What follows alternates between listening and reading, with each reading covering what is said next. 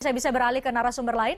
Saya ke Pak Fauzan. Pak Fauzan, ini juga pertanyaan yang sama yang sempat saya tanyakan ketika komposisi narasumber seperti ini. Tapi kali ini saya mau langsung beralih ke selisih antara suara Pak Ganjar dengan dua nama lain. Kami tim obrolan malam sempat menghitung itu antara kalau memang harus head to head dalam arti berhadapan-hadapan. Ketika Pilpres hari ini misalnya ada dua calon antara Pak Ganjar dengan Pak Anies, marginnya 20,4%. Besar sekali dibanding dengan survei-survei hasil sebelumnya. Pak Ganjar dengan Pak Prabowo juga cukup besar, 13,4%.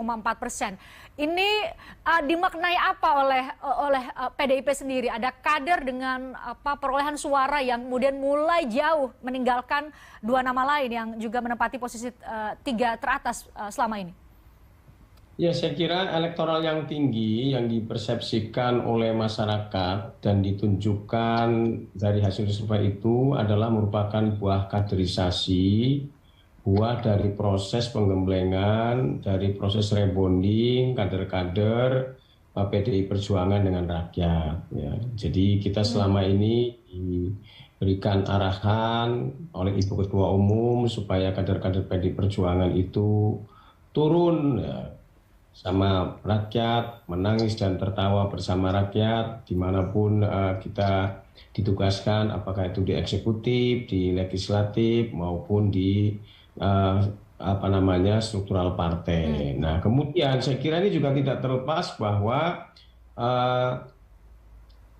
kader PDI Perjuangan itu konsisten disukai oleh lebih baik ya dibanding lawan-lawan yang kompetitif. Nah, kemudian saya kira faktor lain ini adalah ya karena memang sampai sekarang ini kan PDI Perjuangan itu belum resmi mengumumkan ya secara resmi siapa yang akan diusung oleh PDI Perjuangan. Namun demikian sekali lagi bahwa ini tentu harus kita syukuri dan ini bukti bahwa kader-kader PDI Perjuangan baik itu di eksekutif maupun di legislatif itu siap ya untuk ditugaskan menjadi posisi apapun ya. Karena kalau kita lihat baik kader-kader PDI Perjuangan yang masuk dalam bursa calon presiden itu kan bukan hanya Pak Ganjar Pranowo ya, tapi juga ada Puan Maharani, ada Ibu Tri Risma hari ini, dan kalau kita lihat ini kan lengkap.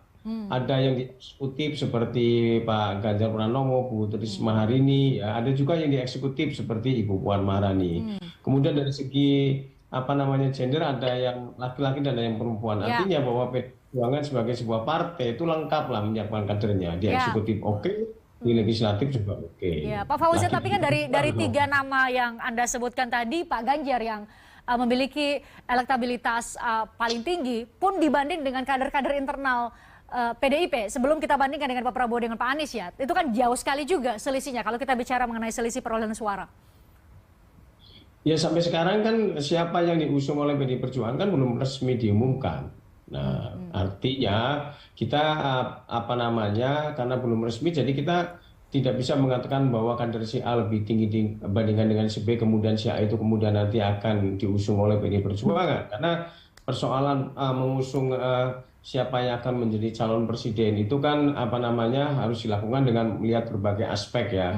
Bagaimana perekonomian, aspek internasional, kemudian aspek kesiapan seluruh jajaran partai, dan tidak kalah pentingnya adalah momentum. Nah, momentum yang pas ini kan tentu harus dicari kapan waktunya lah. Ini tentu saya kira Ibu Ketua Umum dengan pengalaman beliau sebagai anggota DPR RI, pernah menjadi wakil presiden, tentu mereka itu Ibu Ketua Umum memiliki cara yang tepat untuk memilih momentum yang pas untuk mengumumkan siapa yang akan diusung sebagai calon presiden dan siapa pula yang akan diusung. Nah, saya kira gitu, Mbak. Baik, saya ke Bang Kamhar.